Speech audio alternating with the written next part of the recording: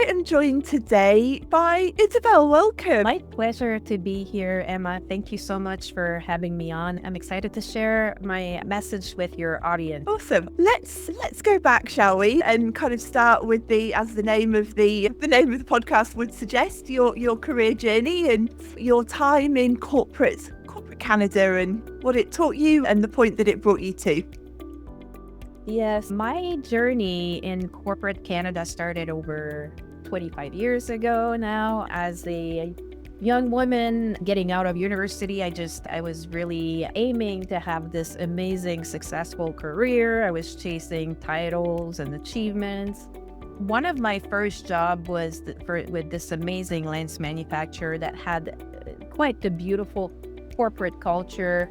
And I had over amazing 10 years with that company where they showed us that our opinion counted, that they valued our work, and that they really treated us with respect. And they showed us every positive things about artificial intelligence as well. But as the company grew and eventually got into a merger with another lens manufacturer and eventually got acquired by, again, another manufacturer, then the culture just really started changing quite a bit, where the company I felt was the most amazing company with their employees and treating them with respect and trust and emotional intelligence and all that. It started really going more into a really hostile culture and started getting to moments too where it was somewhat toxic, just by the way they started treating employees and by their expectations in terms of the number of work hours. At the end of my career with them, I stayed with them for over 23 years. I was given a temporary assignment being head of marketing, where I was managing 32 frame brands and over 12 lens brands, and I had a team of over 20 reporting to me. But I was doing this while I was still doing my responsibilities as director of sales and marketing for this other business division. So I was managing, two different budgets. In all your spare time, you were doing this whole other job, yeah. Yeah, so I was doing two high executive jobs at the same time. So the corporation was getting a 2-for-1 leader. Yeah. But by doing so, and I'll take responsibility for some of it because I wasn't good enough at setting boundaries, but I was also going through, in my personal life, I was going through a lot. I was going through a very challenging divorce. My oldest daughter had mental health issues. And I have to talk about this because a lot of women in the corporate world, they carry the mental burden of what's going on at home. Yeah. And sometimes they try not to bring it to work. But I'll give you one example. I was on a business trip to Vancouver, and I get this phone call that my daughter had overdosed on medication. And the mental impact from this was really draining me, because that's a 5-hour flight back home. And the whole way home, I was thinking, as a mom, I was like, was this my fault from wanting this high achieving corporate career? Maybe that would not have happened if I had stayed home and not gone on this business trip. So I think a lot of women have to manage through all this stress and the pressure to be the best mom they can be, and then trying to make it like men in the corporate world as well, but having to carry all of that on their shoulders, thinking they need to be strong all the time. Yeah, absolutely. So that brings me to the breaking point, which after doing those two high-level positions for a little over a year, completely burnt out. And how I knew I was burnt out, I was sitting at my computer at 11 p.m. at night, because you never stop working. And I couldn't even write a simple email. I can write, I just needed to put 2 sentences in this email, and I couldn't even do it. So I realized there was something seriously wrong with me. And plus I was being emotional all the time. So I went to see my family doctor, and he diagnosed me with a situational stress disorder, which is, I guess, a fancy word for burnout. And I took it it was very hard for me to hear this, because I believe that strong women should be strong and not burn out. And I felt like a failure to my kids, because I'm like, mom is not working, she's staying home all day. And then I felt a failure to my team that was still in that corporate toxic environment, but without me being there to protect them, because I was the protector. So I really felt like a failure. And then after that, I started a healing journey. So there's light at the end of this tunnel, and I can tell you that right now I'm completely healed, and I can share a little bit more later about how I healed myself and how I completely reinvented myself as well. It's quite, the thing that really strikes me was a number of things, but hearing you talk through that is that it literally was coming at you from all sides. As you said, it was the corporate side, it was the 2 jobs, it was the crazy hours, it was the toxic culture, but then everything that was going on at home as well. Like there was no respite. It was coming at you from all directions. And the other thing that struck me is when you were talking about doing the 2 jobs, and then in the next sentence you said, and I did that for a year. I mean, in my head, I'm like, how do you do that for a year? That's not a small amount of time. No, it was, and now that I think back, it was a long time. And what's a little troubling in this whole thing is that I talked to a couple of leaders in the corporation and HR about the fact that I could feel myself starting to feel sick, and I could feel that my brain was just not okay. If I was focusing on a task, if one of my daughter would ask me a question, I just lose it because I couldn't process 2 things at the same time. It was just becoming too much. So I would encourage corporations, not only in North America, across the world, to really try to focus on their employees like they say they do, and really make sure mental health is one of the focus within how they manage and lead employees. Yeah. What response did you get when you were having that conversation? Just say, hey, yeah, whatever, get on with it?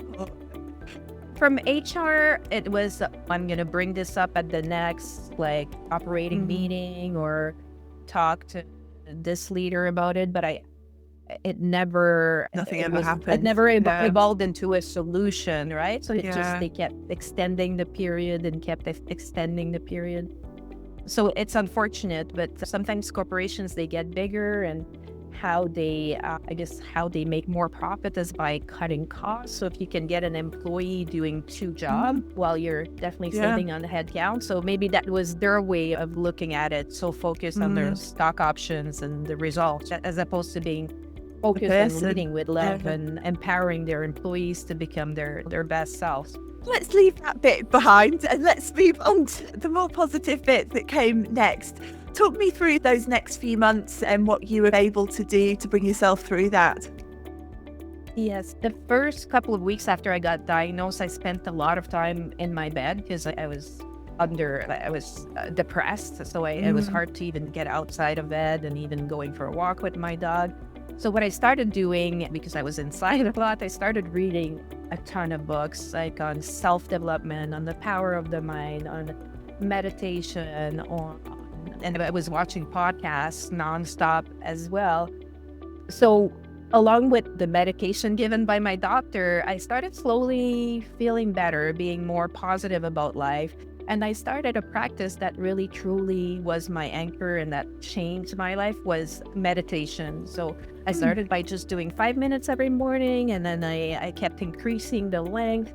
And at first it was just about clearing my brain from all the noise, but eventually I evolved it into, I want to really build my future, so I'm going to meditate about what I want in my life instead of being a victim and thinking about what I don't want. Meditation's been really my anchor, and I talk a bit about it in my book, because yes, there is a book, and through that healing process, one morning I woke up with absolute clarity that I needed to share my story with the world, and then that I needed to provide my audience with everything that I've learned through my sick leave. So in my book, Love, Lead, Succeed, I have 15 chapters of content on the power of the mind, on how to lead your team with love, on emotional intelligence, and all these topics that are really, I hope, influencing the business world, not to just focus on numbers, but focus on leading their employees with love and emotional intelligence, because we're all humans after all. Yeah. Numbers are important, but don't forget your greater purpose and how you should treat other people with trust and respect. Yeah. And even for businesses that do just focus on the numbers, as it were, you can't get to those numbers without the people. So even if that is your ultimate goal, you still need people to be happy, functioning, productive to actually get there. So even the businesses that won't take a perhaps slightly more altruistic version of it, you can still get to the same outcome. Yeah, and I wish more corporations would do that and just not stop celebrating the hustle culture. Yeah. That's something we're really good at doing in North America. And it's like the busier you are and the more output you get, that's how you just success of your day or even your life. Yeah, absolutely. But I would recommend just being more in alignment with who you really are and your vision for your future as a human, not only as a corporate person working in for a corporation. When you started talking about your journey, you said how you, at that stage, kind of early 20s, would have defined success as climbing the ladder, getting the big title, corporate life, corporate job, or all that kind of thing. I guess what a sort of traditional version of success, to use that word. How do you think of success now, and how do you define it for yourself now? Yeah, so I changed my definition of success from not what I achieve and the titles and the number of emails, or even to material things. I've changed my approach to life and how I walk into this world. To success for me is how aligned I am with my purpose and my vision. And as long as I'll keep doing this, then I'm successful. How I show up in this world and bring love and practice a leadership of really serving others as opposed to controlling others, which is really how it should be, right? Yeah. And I'm going to spend probably the rest of my life now promoting my message because I believe in it so much. And there's so many C-suite women out there that are completely exhausted and overwhelmed that need to hear more of this, and that it's okay to feel tired, and there's ways to how they can really heal themselves and change the way they show up in this world. This sounds like a slightly strange question on the face of it, but bear with me. Having been through such a really difficult, challenging time and come out the other side of it, do you think you would have got to where you are now had it not been for that challenging time? Like, how do you view that time now in hindsight? Yeah, no, I think that's a great question. And we hear that all the time. Everything happens for a reason. And I'm actually very grateful for what happened to me and my burnout, because I've learned so much, and it made me change as, again, how I walk into this world, how I treat others. I've learned to stop judging, and I've learned all kinds of powerful things that really make me align with my purpose. And that burnout was really an awakening for me. So I call it a blessing, even though I'm sure back then I would not have called it a blessing. That now I can look back on it and just be grateful that I was able to learn so much and now share this important message with everyone. The reason I asked the question is it's something that I've observed and had conversations with other people about, that the thing that has probably been the most challenging thing in their life, or one of the most challenging things in their life, in hindsight, they view very positively, because it was the thing that led to quite a profound change.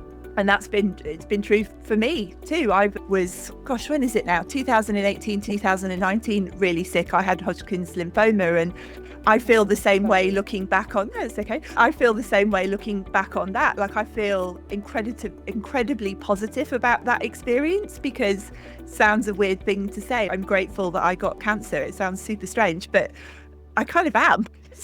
It really changed me and how I think about things. And I've almost got to the stage where I don't know that as humans capable of really profound change without some really difficult kind of trigger event. When I speak to people, it's often things like that, like a burnout, like serious illness, loss of a loved one, divorce, something really that shifts the ground beneath you, often leads to some really big change. And off the back of that change, I hate the word I'm about to use, a pivot, go in a quite different direction. And similarly to what you're saying, they're actually taking what you learned through going through that really challenging experience and sharing that with other people to show them that there's light at the end of the tunnel. There's another way of looking at things, and I hope that perhaps not everybody has to go through that super challenging time to get the learning to come out the other side.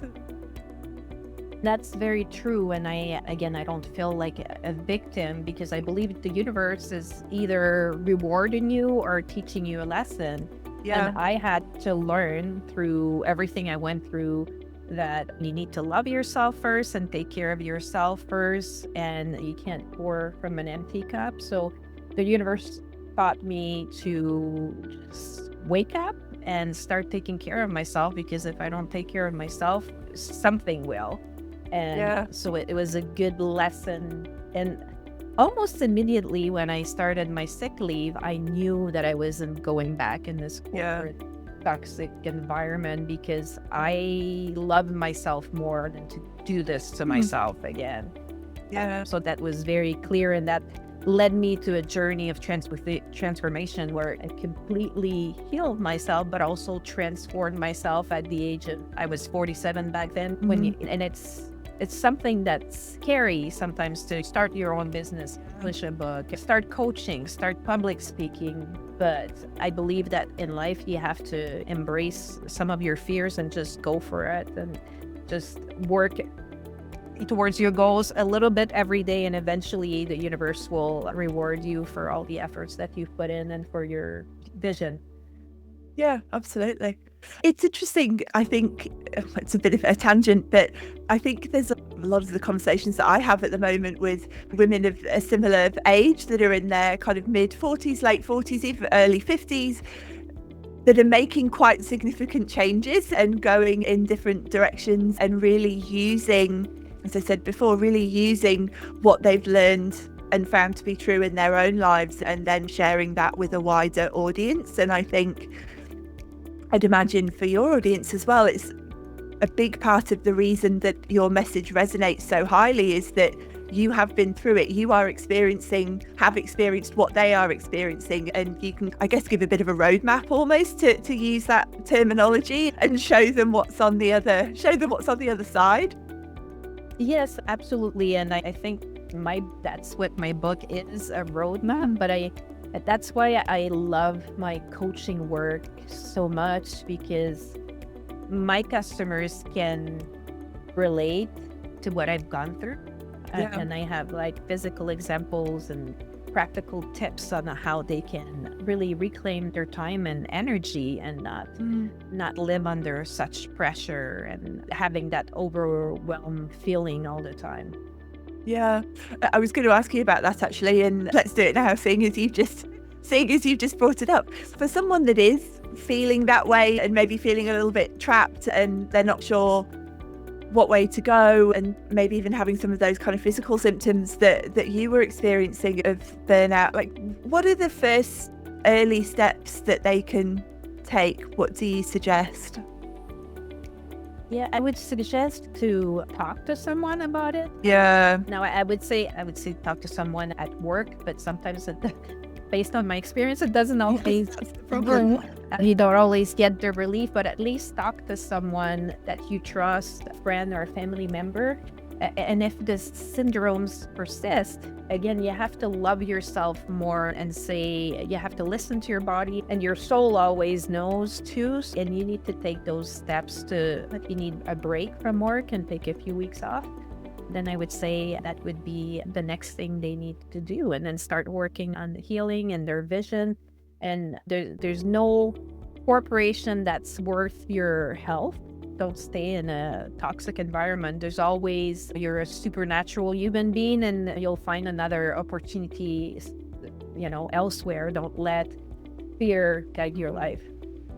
I think as well, and I see it often in my work now and in my previous kind of recruitment life as well, that I think often when people are in that situation and they are feeling fearful, the choice feels quite binary to them. They don't necessarily see all of the options that are available to them. It feels everything's narrowed down and it's stay or leave.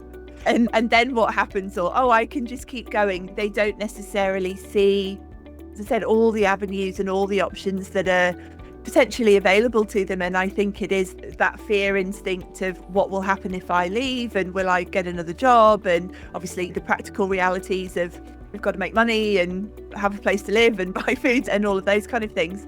But yeah, just it does seem to be that they get stuck on that kind of quite binary choice. Do you find that as well? Have you seen that?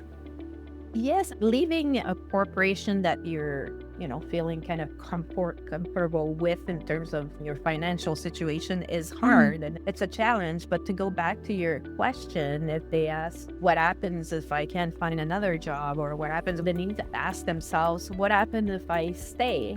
And they might find that the answer is worse, talking about your mental health, your physical health, and feeling stuck, right? Sometimes the biggest path to growth is just embracing your fear and believing in your future, not staying stuck where you are. Choose yourself first. Yeah. I think it's interesting. It's that kind of example of people will choose certainty, even if the certainty is horrible and they hate it over the uncertain, because obviously by definition, you don't know what the future holds. You don't know what the uncertainty is. And there can be that tendency to default to, well, what if it doesn't work out? But what if it does work out? What if it's amazing?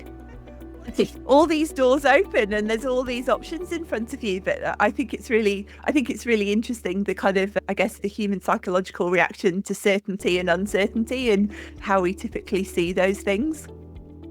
Yes, and I think people need to, as you mentioned, we need to rewire our brain to think about the positive option as opposed to the negative one. But as I mentioned, our brain is often not kind to ourselves, so we often think about the worst possible outcome. Well, if you believe that this is what's going to happen, maybe that's what's going to happen. So you need to have more elevated thoughts and try to think positive, right? Whether it's through positive affirmation, there's all kinds of ways you can help your brain evolve into something more powerful and positive. But that's what I would recommend to people. Yeah. And I think as well, we mentioned it before, that, the kind of the voice in your head, and as you said, it's not always kind to us on its default setting. But you don't have to accept the default setting. I just question what you're thinking and say, thank you, but no thanks. You can argue with yourself a little bit. It's funny to say that, because I do that all the time. And I think there's this sense that because the thought is in your head, that it's what you actually think. If that's what my thoughts are saying, then it must be true, because they're my thoughts. I must actually think that. But quite often it's not the case. You don't. It's that perhaps very primal side, or the negative side, or the whatever. You don't have to accept what those thoughts are saying. And it's funny to hear you say, no, thank you. That I often find myself saying exactly the same thing. It pops up and I'm like, no, I don't want to think that. I don't want that. Thank you. No. And it sounds a bit crazy to say it out loud, but it doesn't take that long of continuously doing that to change the texture and quality of those thoughts into something that's far more helpful and actually not working against you, but actually helping you to move forward in whatever way that would be. The other thing I just wanted to touch on with you, Isabelle, was you were talking about leadership and more, I guess, kind of heart-centered leadership, the sort of love versus fear. Can you just give me I appreciate it's not a small topic, but I guess an overview of how you see that? Yes, absolutely. So I guess the central message of, my Love, Lead, Succeed coaching platform and my book is really that leadership is not about authority. Leadership is about love, and love is not soft. It's how you serve your people and you spend your career doing leadership based on service, trust, respect, and you make those courageous decisions to really support the people. Because as we said earlier, numbers are important, but at the end of the day, we're all humans. And if you want your employees to achieve those numbers, you better make sure that you have a leadership approach that focuses on love and service as well. Yeah, we've lost that somewhere along the way, haven't we? As you said, like leadership's become about command and control as opposed to servitude and helping your people to get to where they need to get to.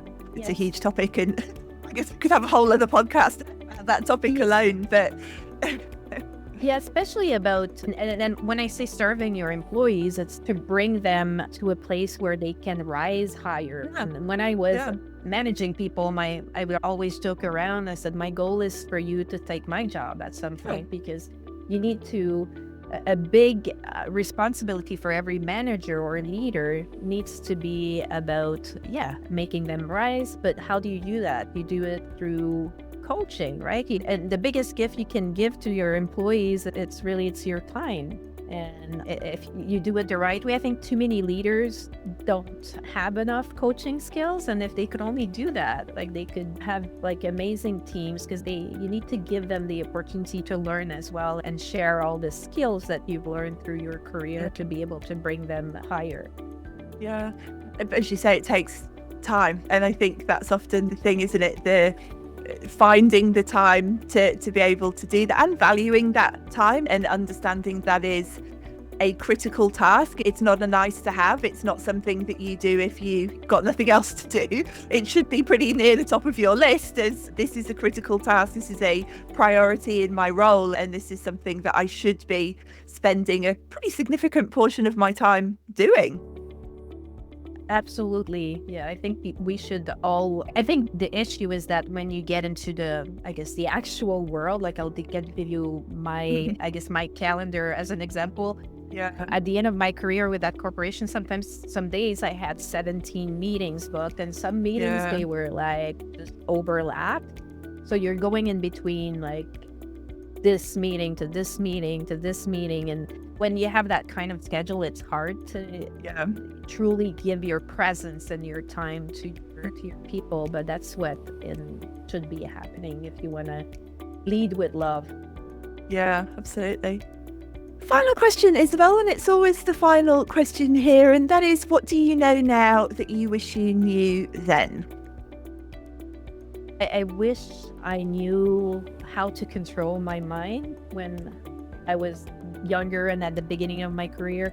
I wish I truly love myself enough to always believe that I can achieve anything and that we are all unlimited human beings capable of achieving amazing things. So that's what I wish I knew earlier in my career. I think I would have made some bolder moves sometimes and really believed in myself more.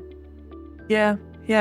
It's interesting. I obviously ask that question at the end of every episode, and people have their own takes and their own kind of nuances on it, but often it does boil down to, I wished I'd believed in myself sooner, or I wish I'd had more confidence in myself, like some version of that answer.